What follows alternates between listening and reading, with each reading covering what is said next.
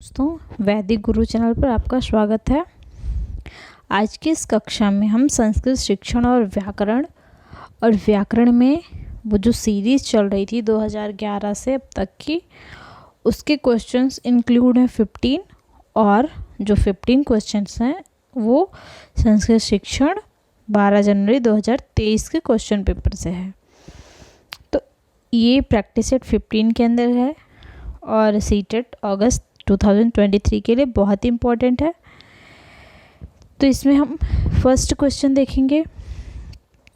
दर्शनम इत्यस्य व्युत्पत्तिर अस्ति, मतलब दर्शनम, इसकी व्युत्पत्ति कैसे हुई है। तो इस पद की व्युत्पत्ति क्या है, इसमें फर्स्ट होगा दृश धातु, ल्यूट प्रत्यय होगा, पश्य ल्यूट होगा, ल्यूट, या फिर द ल्यूट होगा, दृश धातु ल्यूट होगा। तो देखिए दर्शनम कैसे बना हुआ है। दर्शनम जो है वो दृश धातु, ये धातु हो गई दृश्य, ये जो दृश्य है वो धातु है, और ल्यूट क्या है, ल्यूट प्रत्यय है। ठीक है, ये प्रत्यय है। तो इससे क्या बना, दर्शनम बना। इसका जो राइट आंसर हो जाएगा वो फर्स्ट नंबर हो जाएगा। इसके बाद देखिए सेकंड क्वेश्चन। उत्तुंग पर्वते पदे का विभक्ति, उत्तुंग पर्वतेषु में कौन सी विभक्ति है। तो उत्तुंग पर्वतेषु का अर्थ क्या होता है, उसका अर्थ होता है ऊंचा पर्वत। चतुर्थी है, तृतीया है, प्रथमा है, सप्तमी है, कौन सा है। तो देखिए इसमें पर्वतेषु लगा हुआ है, तो ये कौन सा हो जाएगा, उत्तुंग पर्वतेषु पद जो है वो ये है सप्तमी विभक्ति। ठीक, सप्तमी विभक्ति है ये, इसमें राइट आंसर डी नंबर हो जाएगा। इसके बाद देखिए थर्ड नंबर। धातुम इत्यस्मिन् पदे को धातु कश्च प्रत्ययः, मतलब धातुम जो है इस पद में कौन सा धातु है और कौन सा प्रत्यय है। फर्स्ट ऑप्शन दा धातु तुमुन प्रत्यय है, दाण धातु लुड प्रत्यय है, द्रि धातु तुमुन प्रत्यय है, धाव धातु अक्तवत प्रत्यय है। तो देखिए धातुम में दा धातु है, ये जो दा है,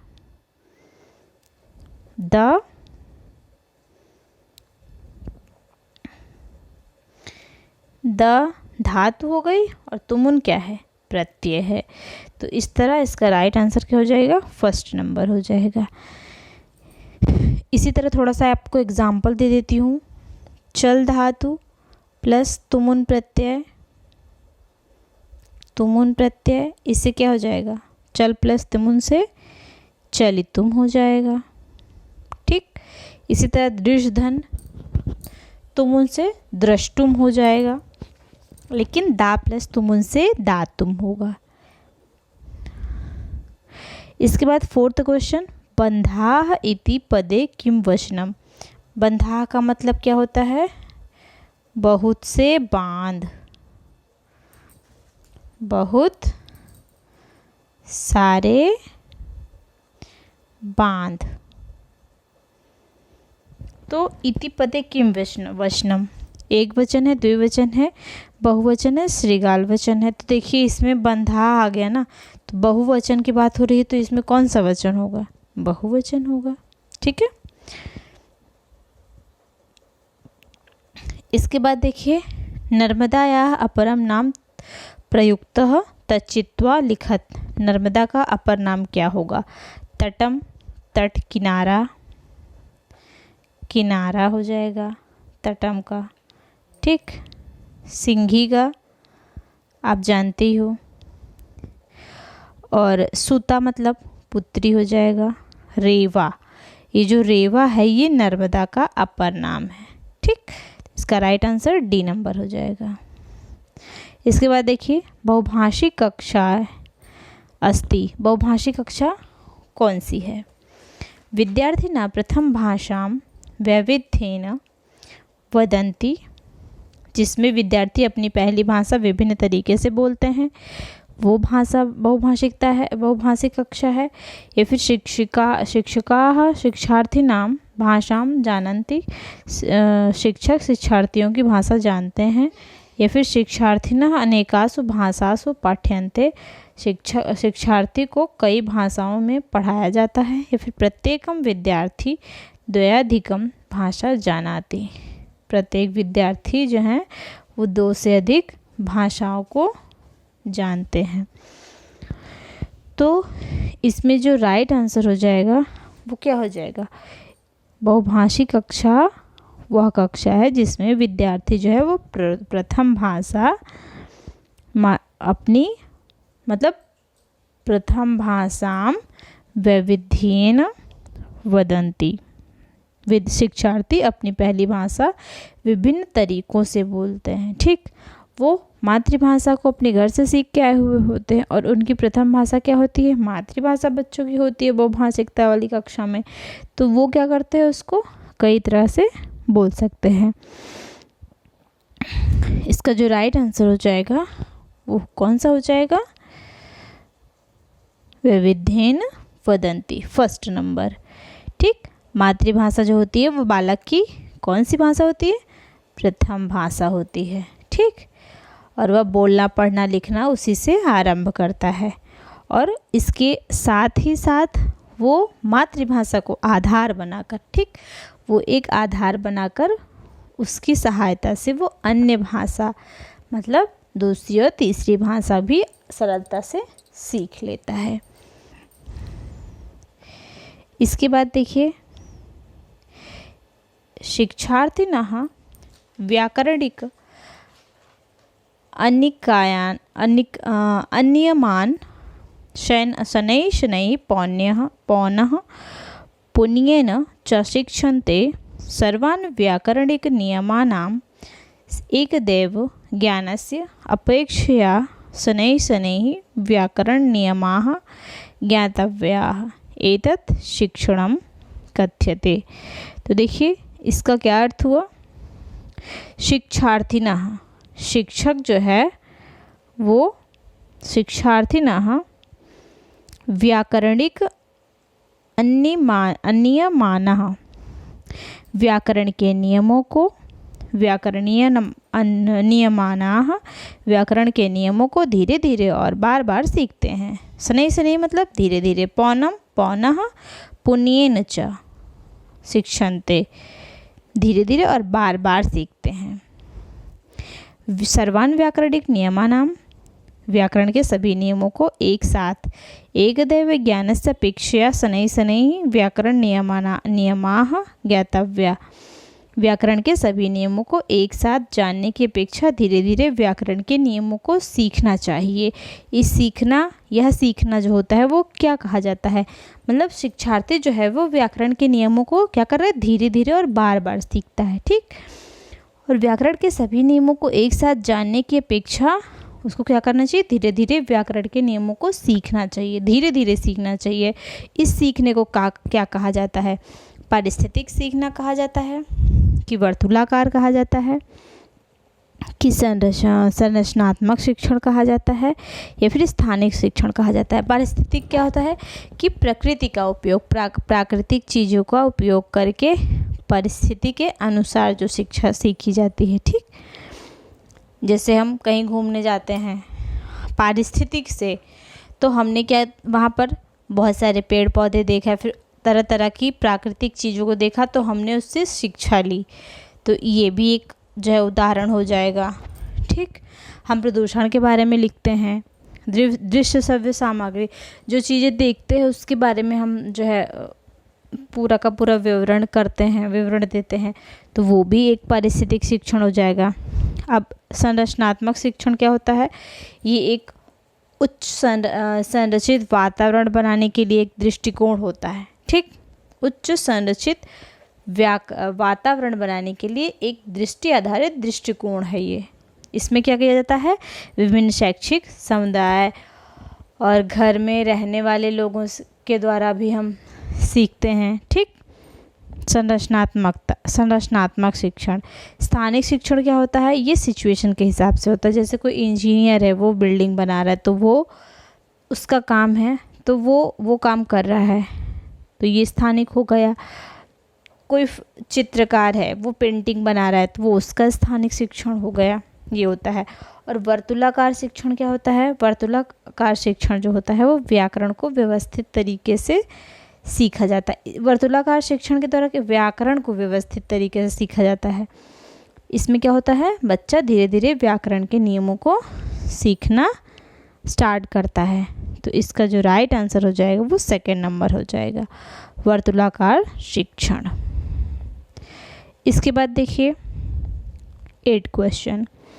पाठ्यपुस्तकस्य अवबोधन क्षमता तस्मात् सूचनानाम् आहरणं तस्य व्याख्यानं च एतत् सर्वं किम् अस्ति। किसी पाठ्यपुस्तकस्य अवबोधन क्षमता, किसी पाठ्यपुस्तक को समझने और उससे जानकारी निकालने और उसकी सूचना नाम आहरणम मतलब उसकी सूचना को आहरण करने और तस्य व्याख्यानम उसकी व्याख्या करने की क्षमता। एतत् सर्वम किम अस्ति, यह सब किस बारे में है। प्रवाहेण पठनम, प्रवाह रूप से पढ़ना होता है ये। प्रवाहेण पठनम क्या होता है, ये एक भाषा शिक्षण का एक लक्ष्य होता है, जिसमें बच्चे जो हैं वो बगैर अटके किसी पाठ को धारा प्रवाह से पढ़ते हैं। ठीक, एक प्रवाह के रूप में, देखिए शब्द से ही जो व्याख्या निकल कर आ रही है, एक प्रवाह के रूप में पढ़ना। निष्कूटन डिकोडिंग, किसी भाषा को में लिखे हुए शब्द या वाक्य होते हैं, उनको ध्वनि प्रतीकों के रूप में रूपांतरित करना। ठीक, उसको किसी भी ध्वनि के रूप में, जैसे ये कोई शब्द है, ठीक, एक शब्द को बच्चा क्या कर रहा है, वो उस एक अर्थ को समझकर उसकी ध्वनि का जो है उच्चारण करता है।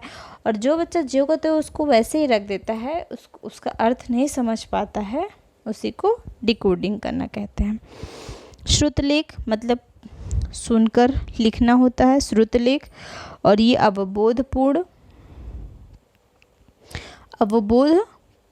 पूर्ण पठनम, ये क्या होता है, ये एक अभिप्रेत सामग्री को समझने की क्षमता है। ठीक, क्या है ये, किसी भी सामग्री को समझने की क्षमता ही अवबोधपूर्वक पठनम कहलाती है। तो देखिए इसका जो राइट आंसर हो जाएगा पाठ्यपुस्तक अवबोध क्षमता। देखिए यहाँ भी आपको दिखा ना, अवबोध क्षमता।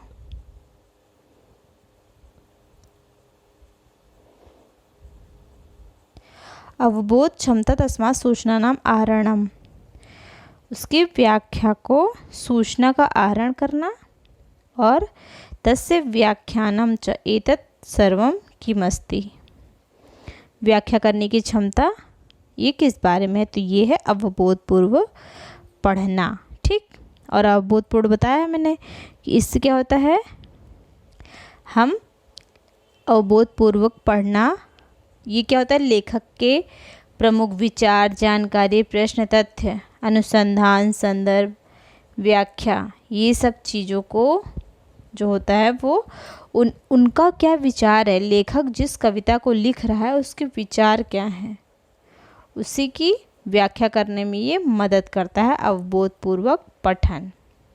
ठीक, इससे क्या कर सकते हो आप, पाठ्य पुस्तक जो होता है या फिर कोई लेख जो होते हैं, सामग्री और किसी भी संदर्भ से ज्ञान प्राप्त कर सकते हैं आप। ठीक, और उसे समझ सकते हैं। यह कौशल जो होता है वो आपको सामग्री के महत्वपूर्ण तथ्यों को समझने और आपकी अभिप्रेता को उभारने में मदद करता है। राइट आंसर 4 नंबर हो जाएगा। इसके बाद देखिए, येन वाक् विकारेण एवमेव शब्दम सकृदुच्चारेण प्रवाह भाषण प्रवाह बाधितो भवति तदस्ति। देखिए यह वाणी विकार, इन वाक् विकारेण, यह वाणी विकार एकमेव शब्दम सकृद उच्चारणेन, एक ही शब्द के बार बार उच्चारण से भाषण प्रवाह बाधितो भवति। जो भाषण प्रवाह है, वाणी का प्रवाह है, वो बाधित करता है। मतलब एक ही वाणी विकार, यह वाणी विकार एक ही शब्द के बार बार उच्चारण से वाणी के प्रवाह को बाधित करता है। तदस्ति, यह वही है। क्या है? स्वनिम है, रूपिम है, गति समन्वय वैकल्य है, या फिर वाग वैफल्य है। तो देखिए स्वनिम क्या होता है। स्वनिम जो है वो उच्चारित भाषा की सबसे लघुतम इकाई है। ये क्या करती है? दो ध्वनियों का अंतर स्पष्ट करती है स्वनिम।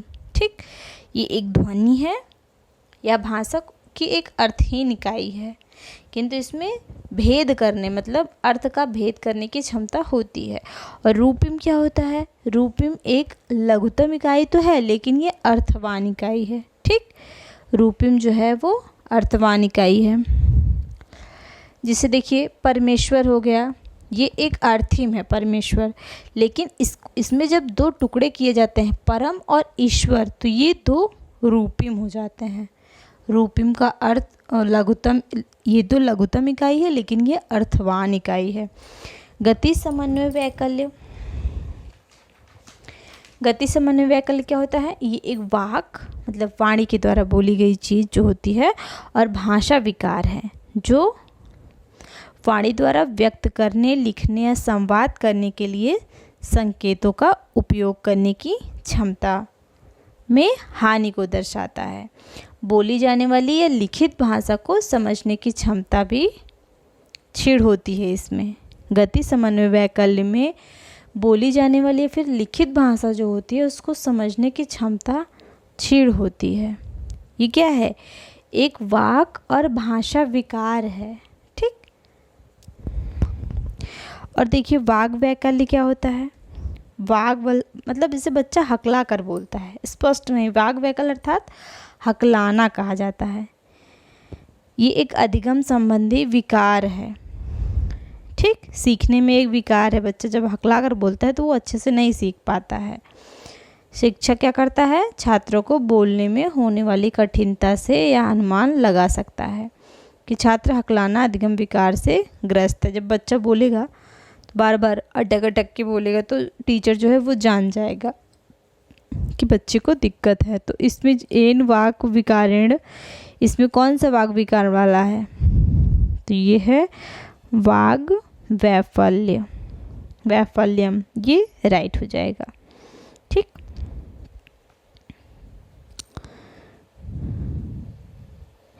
इसके बाद देखिए शब्द निर्माणम वैयक्तिक ध्वनिभिः भवति तथा च शब्दानां विश्लेषणम् अक्षरध्वनिस्तर पर्यन्तं यद्वा ध्वनिग्रामस्तर पर्यन्तं कर्तुं शक्यते, इयम् अवधारणा अस्ति।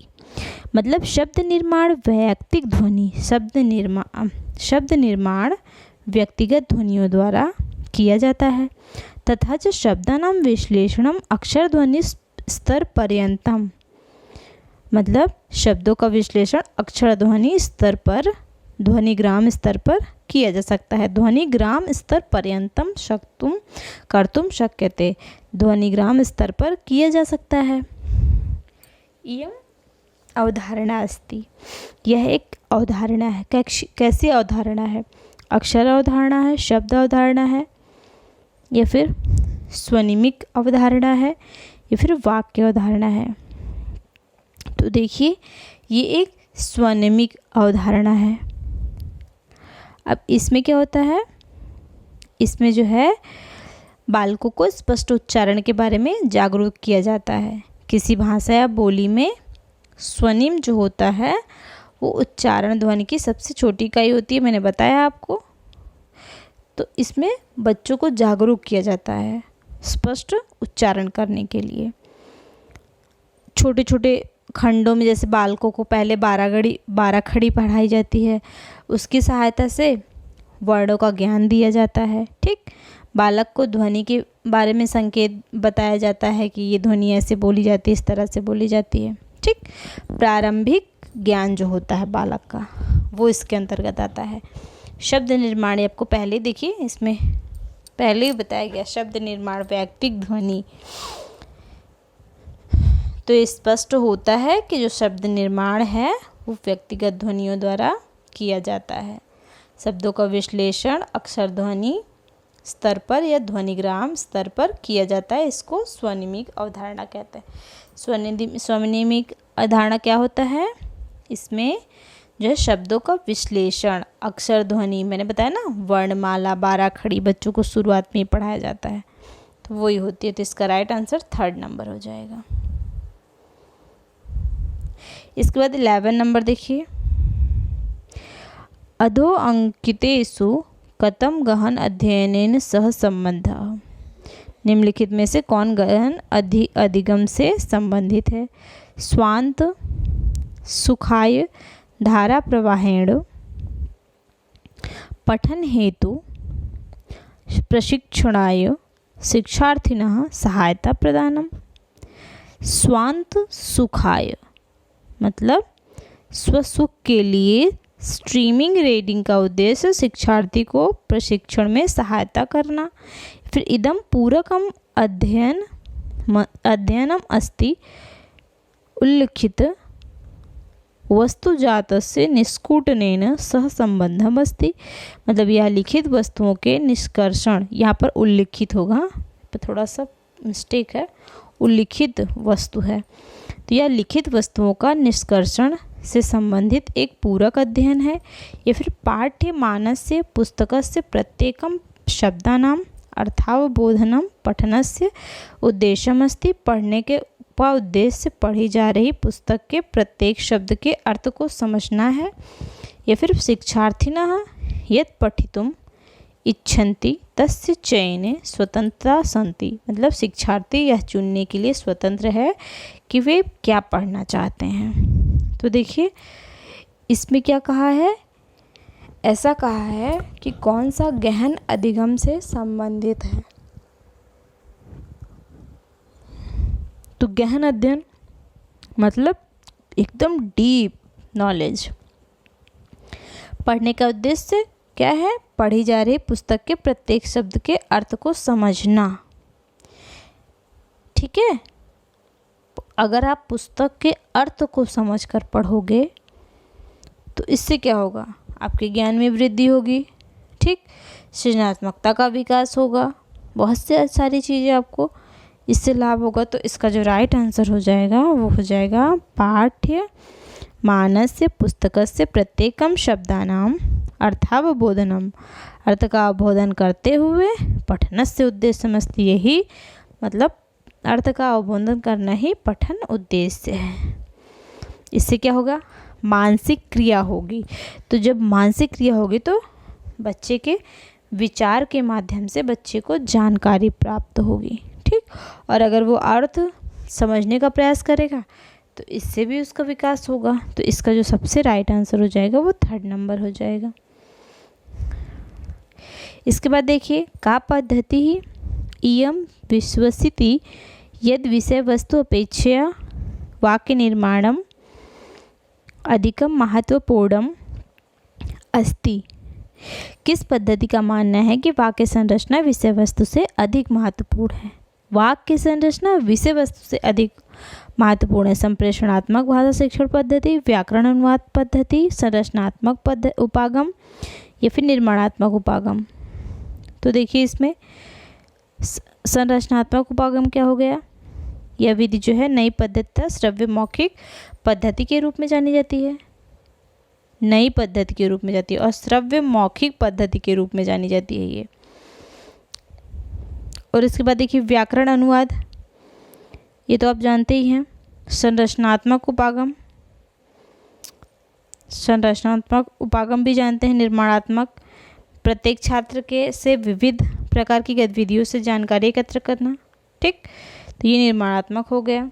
संरचनात्मक तो मैंने बताया ना अभी, संरचनात्मक मतलब उपागम क्या होता है कि ये एक नई पद्धति है, इसमें श्रव्य और मौखिक पद्धति इंक्लूड होती है इसमें। व्याकरण का अनुवाद, ये क्या है? अनुवाद विधि है। और इसको इसके पहले भी मैंने आपको इसको अच्छे से एक्सप्लेन करके बताया था कि इसको भंडारकर विधि भी कहा जाता है। क्यों कहा जाता है? क्योंकि इस विधि के प्रवर्तक जो है वो डॉक्टर रामकृष्ण गोपाल भंडारकर हैं। इसमें जो है बच्चे को व्याकरणिक नियमों के आधार पर लक्ष्य भाषा, ठीक, या फिर कोई अन्य भाषा जो उसकी भाषा हो का भाषाई विवरण समझाया जाता है। इसके साथ ही साथ मातृभाषा को आधार मानकर लक्ष्य भाषा में होने वाले अनुवाद प्रक्रिया को समझाया जाता है। बच्चा मातृभाषा को आधार मानकर बहुत बहुभाषिकता भी सीखता है, ठीक।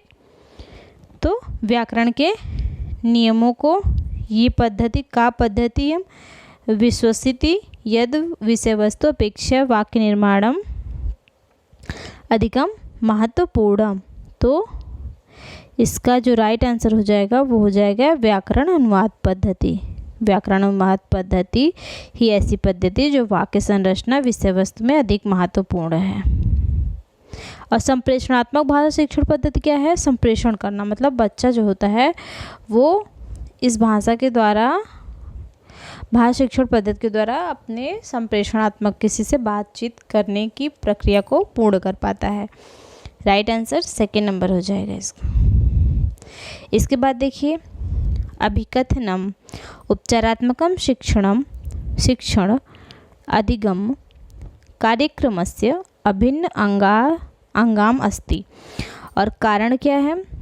सुष्ठुतया अनधिगतान् विषयान् पुनः पाठनाय उपचारात्मकं शिक्षणं भवति। अधो अंकितेषु उचितं विकल्पं चिनुते। फर्स्ट है उपचारात्मकं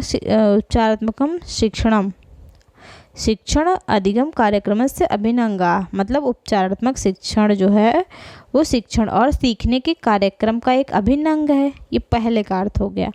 दूसरे का अर्थ है कि उपचारात्मक शिक्षा उन विषयों का पुनः शिक्षण है जिन्हें ठीक से हासिल नहीं किया जा सकता है। सुष्ठुतया अनधिगतान, मतलब ठीक से हासिल उसको नहीं किया जा सकता है।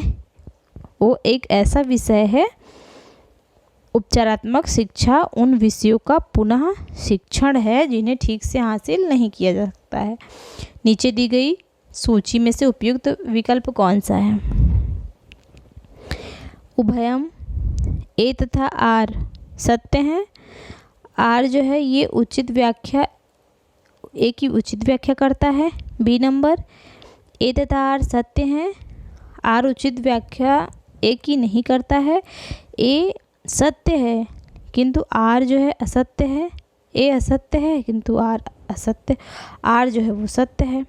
तो इसका जो राइट आंसर हो जाएगा वो हो जाएगा उभयम ए तथा च, मतलब ए और आर सत्यम सत्य हैं तथा आर जो है ये उचिता व्याख्या नास्ति इत्यस्य, ये हो जाएगा सेकेंड नंबर। उपचारात्मक शिक्षा जो होती है ये सीखने के कार्यक्रम का अभिन्न अंग होता है, ठीक, इसमें कोई संदेह नहीं है। ये सत्य है कि जो उपचारात्मक शिक्षा और शिक्षण और सीखने के कार्यक्रम का ये अभिन्न अंग है। और उपचारात्मक शिक्षा का मुख्य उद्देश्य क्या होता है कि विद्यार्थी जो है उन विषयों का पुनः शिक्षण, विद्यार्थियों को उन विषयों का पुनः शिक्षण देना जिन्हें वे सही रूप से सीखने में संकोच कर रहे हैं। वो माहिर नहीं हैं उस चीज़ में, उन्हें उस चीज़ को के बारे में जानकारी देना और उनको अपनी तरफ से अभिव्यक्ति करने में मदद करना कि वो अपनी बात को कह पाएँ। ये है उपचारात्मक शिक्षा, ठीक। ये आर में क्या दिया है? आर में दिया गया है, इसमें ये कहने का अर्थ गलत है कि उपचारात्मक शिक्षा उन विषयों का पुनः शिक्षण नहीं है जिन्हें ठीक से हासिल नहीं किया जा सकता है, ठीक। तो इसका जो राइट आंसर हो जाएगा वो सेकेंड नंबर हो जाएगा कि दोनों ए और आर अपनी अपनी जगह सत्य हैं, ठीक, अपनी अपनी जगह ए और आर सत्य हैं, पर आर जो है वो ए की उचित व्याख्या नहीं करता है। आर जो है वो ए की उचित व्याख्या नहीं करता है। इसके बाद देखिए 40 नंबर, पाठ्यपुस्तकेषु कथाः कविताः नाटकानि तथा च लेखकैर्लिखिताः अपरप्रसङ्गाः सम्मिलिता भवन्ति। एतादृशी सामग्री अस्माकं आवश्यकता भवति यतोहि, मतलब पाठ्यपुस्तकों में लेखकों द्वारा लिखी गई कहानियाँ, कविताएं, नाटक और अन्य कहानियाँ शामिल हैं। हमें इस तरह की सामग्री चाहिए क्योंकि प्रामाणिक भाषायां स्वाभाविक भाषांच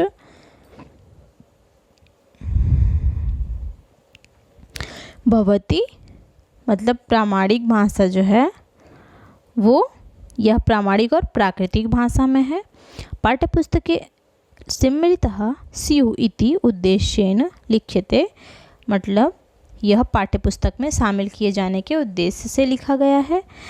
प्रख्यातैर् लेखकैर् लिख्यते, यह प्रसिद्ध लेखकों द्वारा लिखा गया है। या फिर सरलायां भाषायां भवति, यह एक सरल भाषा है।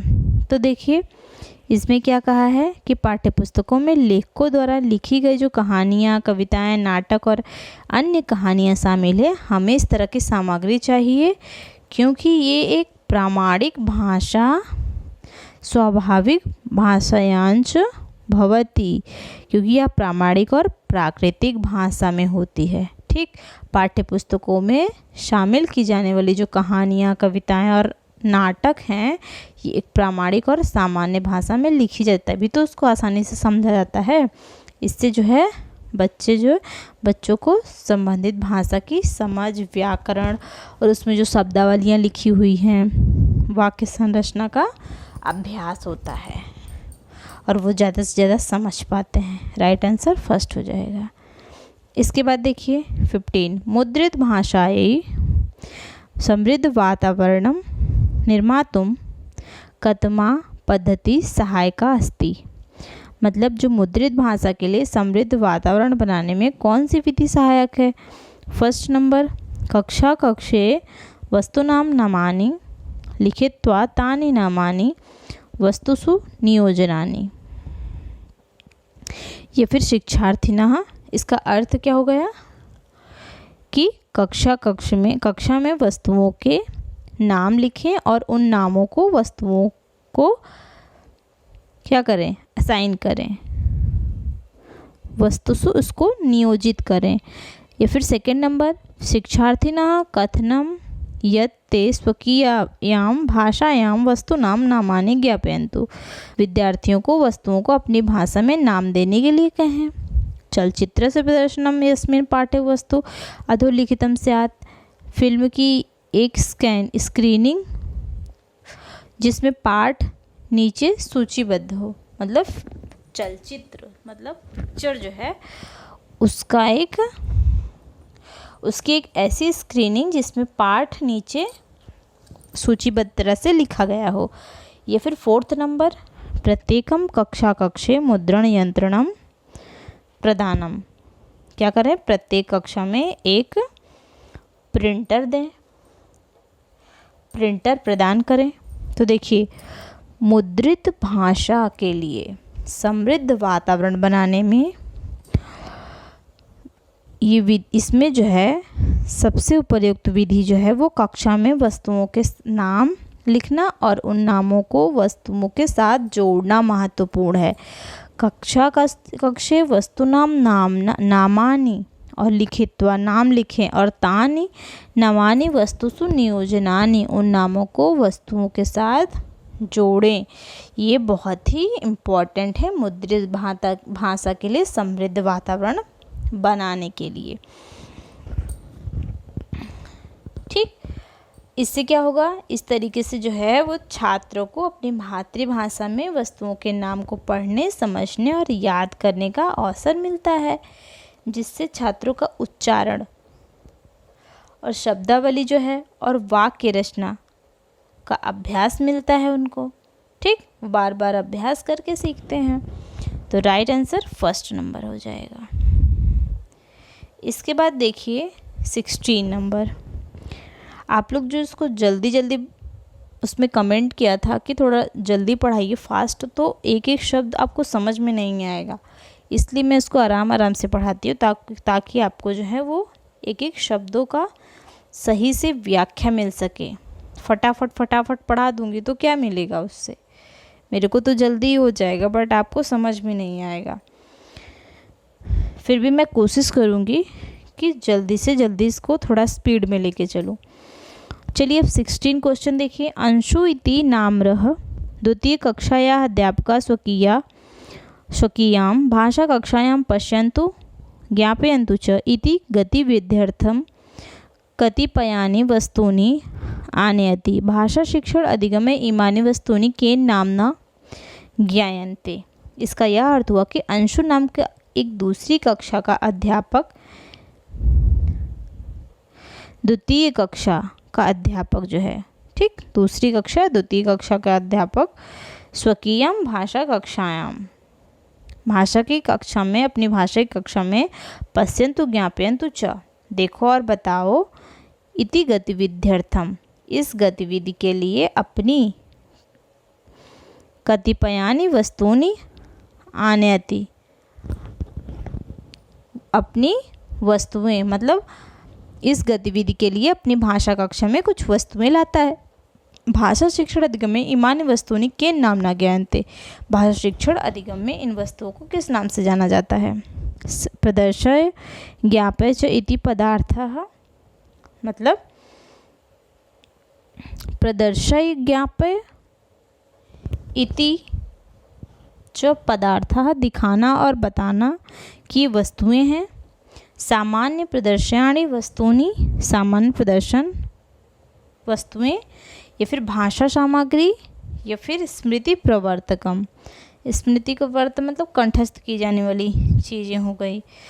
ज्ञापय, प्रदर्शय ज्ञापय च इति पदार्थ, मतलब कोई चीज़ ऐसी जो दिखाया भी जा सके और उसके बारे में बताया भी जा सके, ऐसा पदार्थ। सामान्य प्रदर्शन वस्तुनि, इसमें क्या हो जाएगा? सामान्य, कोई ऐसी वस्तु जिसका सामान्य प्रदर्शन किया जा सकता हो।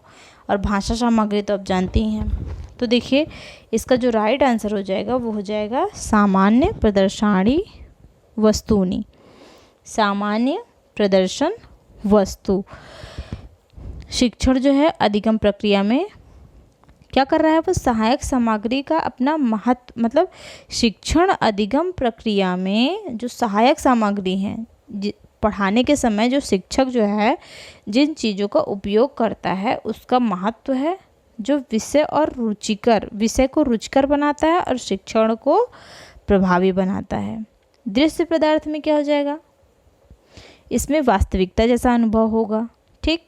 दृश्य पदार्थ में छात्रों की भाषण की गतिविधि के लिए, विचारों के प्रकटीकरण के लिए खिलौनों के चित्रों और चित्रों के प्रयोग करना, खिलौनों का चित्र बनाना या फिर उन चित्रों का प्रयोग करना। तो जब करके सीखेगा बच्चा तो उसको क्या करेगा? वो जल्दी सीख लेगा, ठीक। तो इसका जो राइट आंसर हो जाएगा वो हो जाएगा सेकेंड नंबर, सामान्य प्रदर्शनी वस्तुनि। दृश्य पदार्थ के उद्देश्य क्या होते हैं? कि पाठ के प्रति रुचि पैदा करना, ठीक, रुचि को विकसित करना। इसके बाद देखिए नेक्स्ट क्वेश्चन, शिक्षकेण प्रारंभिक चरणे चित्रात्मक पुस्तक पठने ध्यानं दातव्यम यतोहि, मतलब जो शिक्षक है, शिक्षकेण प्रारंभिक चरणे, शिक्षक के प्रारंभिक चरण में चित्रात्मक पुस्तक पठने ध्यानं दातव्यः, चित्रात्मक, शिक्षक को प्रारंभिक दौर में सचित्र चित्रात्मक पुस्तकों को पढ़ने पर ध्यान देना चाहिए। क्योंकि चित्र दर्शनेन आनंदम जायते, क्योंकि चित्र दर्शन जो है वो आनंद देती हैं। या फिर शिक्षार्थिना तादृशानि चित्राणि चित्रयितुं प्रेरयितुं, शिक्षार्थियों को ऐसे चित्र बनाने के लिए प्रोत्साहित करते हैं। इदं शिक्षार्थिनः चित्राणि अवबोधं विश्लेषयितुं च सहायो भवति, यह शिक्षार्थी को चित्रों को समझने और उनका विश्लेषण करने में मदद करता है। इदं शिक्षार्थिना विभिन्न अंगानां ज्ञानं ददाति, या विद्यार्थियों को विभिन्न विभिन्न रंगों का ज्ञान देता है। तो देखिए सचित्र वर्णन करना, इसका जो राइट आंसर हो जाएगा वो हो जाएगा 3rd नंबर। इदं शिक्षार्थिनः चित्राणि अवबोधं विश्लेषयितुं च सहायो भवति। शिक्षक को प्रारंभिक दौर में सचित्र पुस्तकों को पढ़ने पर, सचित्र मतलब चित्र के साथ पढ़ने पर ध्यान देना चाहिए। इससे क्या होगा, इससे यह शिक्षार्थी को चित्रों को समझने और उनका विश्लेषण करने में मदद करता है। ठीक, सचित्र पुस्तकें जो होती हैं वो शिक्षार्थियों की सृजनात्मकता, समझ और भाषा कौशल के प्रत्येक पहलू के विकास में मदद करता है। तो इसका राइट आंसर 3rd नंबर हो जाएगा। इसके बाद नेक्स्ट देखिए क्वेश्चन 80 नंबर। एका अध्यापिका बालानां कार्यं यथा लेखन प्रतिमा नाति चित्राणि कथाः इत्यादीनि पत्रावरके स्थापयति सा तेषाम् उपयोग आकलने करोति इदमस्तः। एक शिक्षक जो है वो बच्चों के काम जैसे लेखन, प्रतिमान, चित्र, कहानी आदि को कागज़ पर रखता है, वह उनका मूल्यांकन में उपयोग करती है। यह क्या है? उपाख्यात्मक अध्ययन है। उपाख्यात्मक अध्ययन क्या होता है? एक कोई छोटी सी घटना है, वो घटना घट गई, अब उसके बारे में लिखना। ठीक, लिखने की घटना का विवरण रूप से एक सारांश के रूप में लिखना। ठीक, यही होता है उपाख्यात्मक। या फिर पत्रदान है, पोर्टफोलियो। पोर्टफोलियो क्या होता है? बच्चों की उपलब्धियों का आकलन करते हैं इसमें। ठीक, उनकी प्रगति का क्रमशः प्रगति को लिखकर संदर्भित किया जाता है। शैक्षणिक और सहशैक्षणिक गतिविधियों की निरंतरता प्रगति का एक विस्तृत वर्णन होता है ये, कि बच्चा कितना सीख रहा है, क्या कर रहा है। अवलोकन परक उपकरण, ये क्या होता है? सीखने के माहौल होता है इसमें, और छात्र क्या करते हैं? शिक्षा के साथ मतलब शिक्षण जुड़ाव के साथ गुणवत्ता और पाठ्यक्रम को ठीक से समझने में ये अवलोकन उपकरण सहायता करती है। पाठ्यचर्या मानचित्र क्या होता है? ये एक चिंतनशील प्रक्रिया है। ठीक, शिक्षकों को यह समझने में मदद करती है कि कक्षा में क्या पढ़ाया जाए, कैसे पढ़ाया जाए कि बच्चा जो है वो उसको अच्छे से सीख ले। तो एक जो अध्यापिका है वो क्या कर रही है? बच्चे को काम जैसे लेखन, प्रतिमान, चित्र, कहानी आदि को कागज़ पर रखता है और वह उनका मूल्यांकन में उपयोग करती है। तो इसका राइट आंसर क्या हो जाएगा? वो हो जाएगा पत्रदान, पोर्टफोलियो।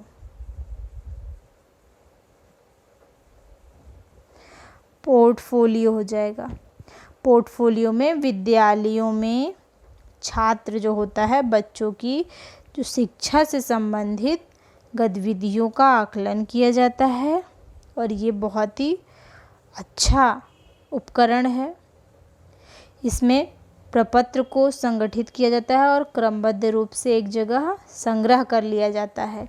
फिर बाद में जब बच्चे का मूल्यांकन किया जाता है तो छात्रों की उपलब्धि और उनकी जो क्या न्यूनता है, क्या उपलब्धि है, मतलब उपलब्धि और न्यूनता के विषय में सारी जानकारी एकत्र करके रखा जाता है, वही होता है पोर्टफोलियो। इसके बाद देखिए अधोअंकितेषु अभ्यासेषु भाषा शिक्षकेण कथं श्लाघनीयताम्। तो यह अर्थ हुआ कि भाषा शिक्षक द्वारा निम्नलिखित में से कौन सा अभ्यास सबसे सराहनीय है। इदं सुनिश्चितं कुर्यात् यत् तस्य कक्षायां सर्वे शिक्षार्थिनः स्वकृता। यह सुनिश्चित करे कि उसकी कक्षा में सभी विद्यार्थी स्वीकार्य और स्वाभिमानी महसूस करें, आत्मसम्मानित अनुभव करें। कामं ते कस्यापि भाषिक सामाजिक सांस्कृतिक पृष्ठभूमितः समागता स्युः। चाहे वे किसी भाषाई सामाजिक सांस्कृतिक पृष्ठभूमि से आए हों, वो किसी भी भाषाई सामाजिक सांस्कृतिक पृष्ठभूमि से आए हों, लेकिन कक्षा में क्या करें? सभी विद्यार्थी जो है वो यह सुनिश्चित करें कि कक्षा में सभी विद्यार्थी स्वीकार्य और स्वाभिमानी महसूस करें। ये छात्राः आत्मविश्वास पूर्वक आंग्ल भाषां भाषन्ते ते कक्षायाम् आदर्शरूपेण दृश्यन्ते। सेकेंड ऑप्शन है कि आत्मविश्वास में अंग्रेजी बोलने वाले छात्रों को कक्षा में रोल मॉडल के रूप में देखा जाता है। स्कूल में अपनी मातृभाषा के प्रयोग में को रोकने के लिए कड़े नियम बनाए गए हैं। ये छात्रा आत्मविश्वास पूर्वकम आंग्ल भाषां भाषन्ते, मतलब जो छात्र जो है इंग्लिश बोलते हैं, ते छात्रा आदर्श रूपेण दृश्यन्ते, उसको आदर्श के रूप में देखा जाता है। विद्यालय स्वकीय मातृभाषाया प्रयोग विवरणार्थम कठोर नियमानां निर्माणम, मतलब विद्यालय में अपनी मातृभाषा के प्रयोग को रोकने के लिए सख्त नियम बनाना। इदं सुनिश्चितं करणं यत् विशेष रूपेण वंचित वर्गेभ्यः पृष्ठभूमितः आगमिष्यतः बालान् भाषाकक्षायां कठोरं कार्यं करणीयम। यह सुनिश्चित करने के बारे में है कि विशेष रूप से वंचित पृष्ठभूमि में आने वाले बच्चों को भाषा कक्षा में कड़ी मेहनत दी जाए। ठीक, जो वंचित वर्ग से आए हैं उनको कड़ी मेहनत दी जाए। तो देखिए, भाषा शिक्षक द्वारा निम्नलिखित में से कौन सा अभ्यास सबसे सराहनीय है? तो इसमें जो है ये सबसे अच्छा जो हो जाएगा, राइट हो जाएगा, वो फर्स्ट नंबर हो जाएगा। क्यों? क्योंकि इससे क्या होगा, इसमें जो है भाषा शिक्षक द्वारा अपने सराहनीय माने जाने वाले अभ्यास हैं कि वह सुनिश्चित करे कि उनकी कक्षा में सभी विद्यार्थी स्वीकार्य हैं। ऐसा नहीं है कि वो वंचित वर्ग से आए हैं तो उनको कठोर नियम उनके लिए जो है, ये फिर इंग्लिश बोल रहे हैं तो उनको बहुत आदर्श के रूप में माना जाए। इसमें यही कहा जा रहा है ना, तो ये तो रॉन्ग हो गया। और मातृभाषा जो बोलेगा उसमें कठोर नियम कि नहीं बोल सकता, ऐसा तो बिल्कुल नहीं करना है। और फिर जो वंचित वर्ग से आया होगा उसके लिए भी कठोर कार्य दिया जाएगा, नहीं। इसका जो सबसे सही आंसर हो जाएगा वो फर्स्ट नंबर कि सभी बच्चे जो है वो स्वीकार्य और स्वाभिमानी महसूस करें, चाहे वो किसी भाषाई, सांस्कृतिक, सामाजिक पृष्ठभूमि से आए हों। तो देखिए, एग्ज़ाम में क्या करना है, सब कुछ पॉजिटिव ही देखना है। क्वेश्चन पॉजिटिव तो आंसर भी पॉजिटिव। अगर क्वेश्चन में कुछ निगेटिव है तो आंसर भी आपको निगेटिव ढूंढना पड़ेगा। अधोअंकितेषु कथमः ऊर्ध्वगामी उपागमे आधारितः अस्ति, मतलब भाषा शिक्षक द्वारा निम्नलिखित में से कौन सा अभ्यास, एक मिनट, अधोअंकितेषु कथमः ऊर्ध्वगामी उपागमे आधारितः अस्ति, अधोलिखित में कौन सा ऊर्ध्वगामी उपागम पर आधारित है। कविता कथा मध्यमेन भाषा शिक्षणम् आरभेत, अनंतरम अक्षर ज्ञानम आरभेत, मतलब कविता और कहानी कहने के माध्यम से भाषा सीखना शुरू करें और फिर साक्षरता शुरू करें। ध्वनि भी शब्द पद उपवाक्य आदि शिक्षण अनंतरम संदेश निष्कूटनम, मतलब ध्वनियों के साथ शब्दों, वाक्यांशों आदि को सीखने के बाद संदेशों को डिस्क्रिप्ट करें। फिर भाषा या अर्थ अवबोधुम विद्यार्थी पूर्वार्जित ज्ञानस्य उपयोगम करोति, मतलब शिक्षार्थी जो है वो भाषा के अर्थ को समझने के लिए पूर्वार्जित ज्ञान का उपयोग करता है। या फिर शिक्षक समग्र भाषा उपागमे ध्यानम केंद्रितम, शिक्षक जो है वो समग्र भाषा उपागम, संपूर्ण भाषा दृष्टिकोण पर ध्यान केंद्रित करता है। तो इसमें पूछा क्या गया है, इसमें ऐसा कह रहा है कि जो अधोअंकितेश उसमें लिखा गया है कथमः ऊर्ध्वगामी उपागम, इसमें सबसे ऊर्ध्वगामी उपागम कौन सा है। तो इसमें सबसे ऊर्ध्वगामी उपागम हो जाएगा कि ध्वनियों के साथ ध्वनि भी शब्द पदोपवाक्य आदि शिक्षण अनंतरम संदेश निष्कूटनम, मतलब ध्वनियों के साथ शब्दों, वाक्यांशों आदि को सीखने के साथ संदेशों को प्रकट करना। ठीक, इसका निष्कूटन करना। ध्वनि भी शब्द, उपपद, उपवाक्य आदि शिक्षण अनंतरम, शिक्षण के अंतर्गत आने वाले ये सब चीज़ों को अनंतरम संदेश से निष्कूटनम, मतलब संदेशों को डिस्क्रिप्ट करना। तो इसमें क्या हो जाएगा, इस अभ्यास से शिक्षार्थी जो है उनको शब्दों और वाक्यांशों के साथ उच्चारण और ध्वनियों को सीखने में मदद मिलेगी। ठीक, उच्चारण के साथ ध्वनियों को सीखने में मदद मिलेगी और भाषा के संदेशों को समझने के लिए उसको डिस्क्रिप्ट करने की क्षमता विकसित होगी उसमें। तो ये बहुत ही इम्पोर्टेंट है। इसमें सेकंड नंबर जो हो जाएगा वो राइट हो जाएगा। ये ऊर्ध्वगामी उपागम है। ठीक, इसके बाद देखिए नेक्स्ट, सागरेषु इति पदस्य पर्याय पदम प्रयुक्त। सागरेषु इति पदम, इसमें जो पर्याय पद है वो क्या है, देखकर लिखिए। विहगेषु खगेषु, या फिर सिंहेषु समुद्रेषु अरण्येषु। तो सागर का जो पर्याय पद हो जाएगा वो हो जाएगा समुद्र। ठीक, क्योंकि सिंह जो होता है वो तो शेर के लिए प्रयुक्त होता है, सिंह। और विहगेषु का क्या हो जाएगा, खगेषु हो जाएगा। विहगेषु खगेषु, एक मिनट, ये खगेषु जो है वो उसका पर्याय पद हो जाएगा। विहगेषु, विहग मतलब पक्षी होता है, खगेषु जो है उसका पर्याय पद हो जाएगा। ये थोड़ा मिसप्रिंट हो गया है, मतलब ये दोनों पर्यायवाची हैं। विहगेषु और खगेषु, इसका दोनों का अर्थ क्या होता है, पक्षी होता है। सिंहेषु क्या हो जाएगा, शेर हो जाएगा। इसको आप केसरीषु भी बोल सकते हैं। ठीक, केसरीषु। समुद्रेषु, सागरेषु का अरण्येषु वनेषु हो जाएगा। ठीक, one, right answer C number.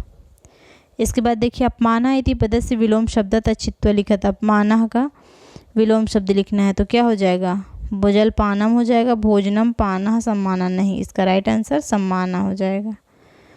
इसके बाद अक्त्वा प्रत्यांत पदम चित्वा लिखत। अक्त्वा प्रत्यय पद देखकर लिखना है। इक्षन्ति तृप्ति ही दृष्ट्वा अभिमन्यते। तो इक्षन्ति क्या है, इक्षन्ति है इक्ष धातु, नपुंसक लिंग, प्रथम पुरुष नपुंसक लिंग है ये, नपुंसक लिंग।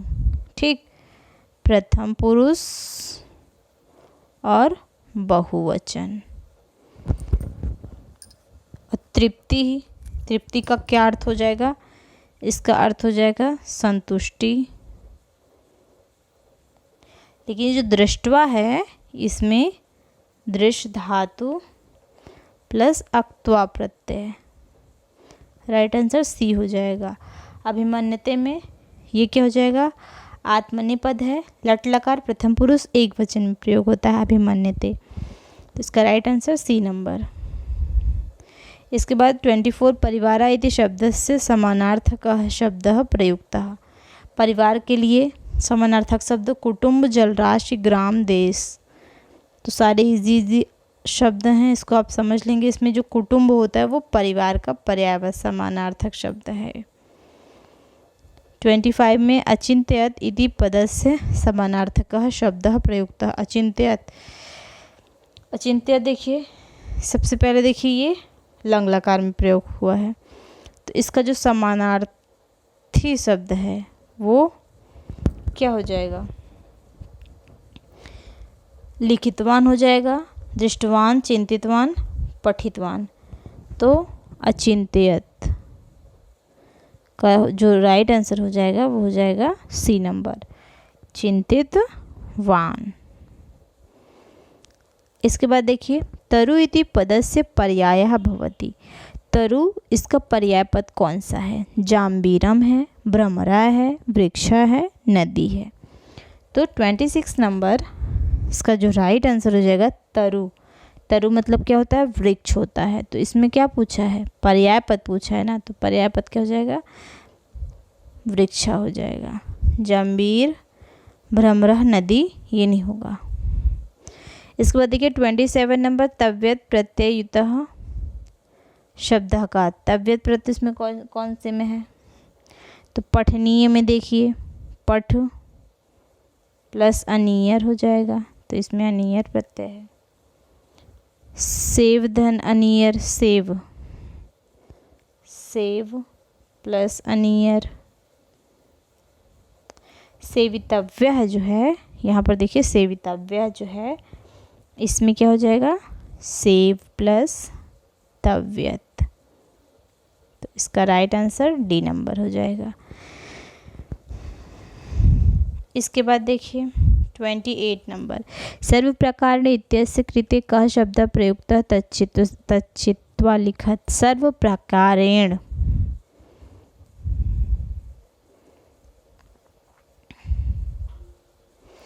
सर्व प्रकारेण इत्यस्य कृते कः शब्द प्रयुक्त तच्चित्वा लिखत। तो सर्व प्रकार का क्या हो जाएगा, सर्वथा, यथा तथा, अन्यथा, यथा। तो इसका जो राइट आंसर हो जाएगा वो ए नंबर।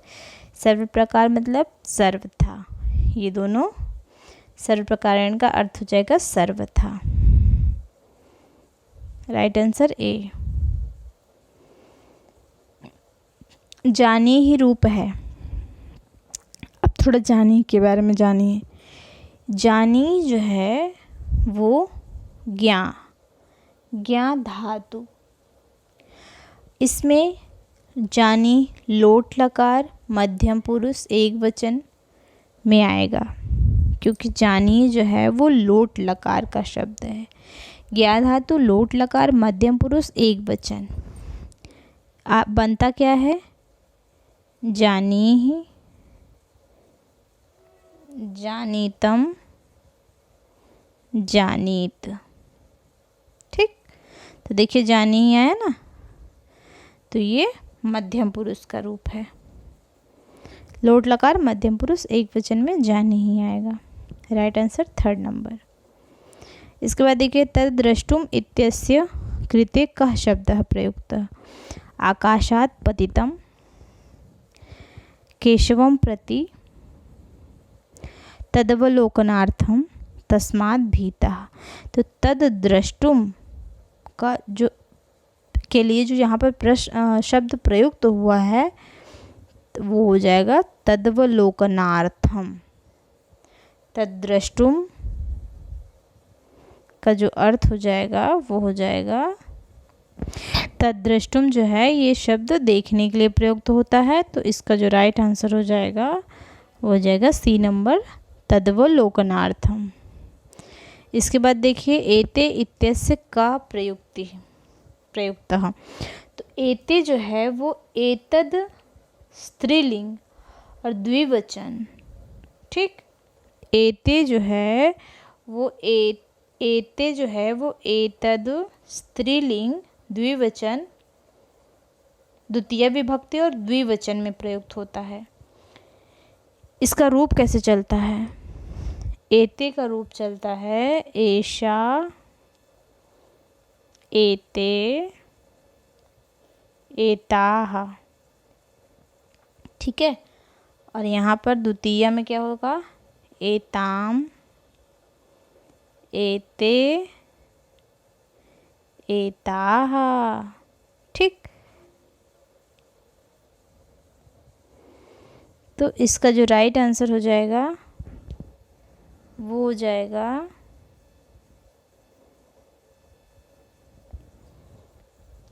एतद स्त्रीलिंग द्वितीय विभक्ति और द्विवचन। सेकेंड नंबर राइट हो जाएगा। ऐसा, एते, एताः, एतम, एते, एता, एतम, एते, एताः। तो देखिए ये जो एते एते है ये दो बार बनेगा, प्रथमा में भी बनेगा और द्वितीय में भी बनेगा। वचन कौन सा होगा, द्विवचन होगा। ठीक है, तो इसका राइट आंसर जो हो जाएगा वो सेकंड नंबर हो जाएगा। तो आज के लिए बस इतना ही। नेक्स्ट क्लास में हम नया लेकर आएंगे। और ये अभी तक मैंने 2023 का कोई क्वेश्चन नहीं कराया था, तो मैंने आज 2023 के 15 क्वेश्चन शिक्षण के करा दिए। आप उसको देख के समझ लीजिएगा कि पूरे हो गए हैं। अभी 2011 से अब तक के जितने भी ईयर के क्वेश्चंस थे वो मैंने सब सारे करा दिए हैं। बाकी अब जो कराना है वो इम्पॉर्टेंट कराना है कि कौन से क्वेश्चन जो बार बार रिपीट हुए हैं वो क्वेश्चंस कराऊंगी हर साल के थोड़े थोड़े। हाँ, 2022-23 में जो एग्ज़ाम हुआ था दिसंबर और जनवरी में, तो वो कई पार्ट में हुआ था ना, तो सारे तो नहीं करा पाई हूँ, बट ये आज एक प्रैक्टिस सेट दिया है आपको। नेक्स्ट वीडियो में रिपीटेड क्वेश्चन आपके लिए लेके आऊँगी, बहुत ही इम्पॉर्टेंट और बहुत ही यूनिक होगा, और उसको ध्यान से आप देखिएगा। और सेशन को लाइक करिए, सब्सक्राइब करिए और प्लीज़ शेयर करिए, ठीक है। इस चैनल पर बने रहिएगा। आपको सीटेट के लिए बहुत सारी चीज़ें जो है वो इम्पोर्टेंट मिलेंगी। अभी संस्कृत की मिल रही हैं, आगे और भी सब्जेक्ट की मिलेंगी। और हाँ, आज के लिए बस इतना ही। धन्यवाद। नेक्स्ट क्लास में फिर से मिलेंगे। Bye bye.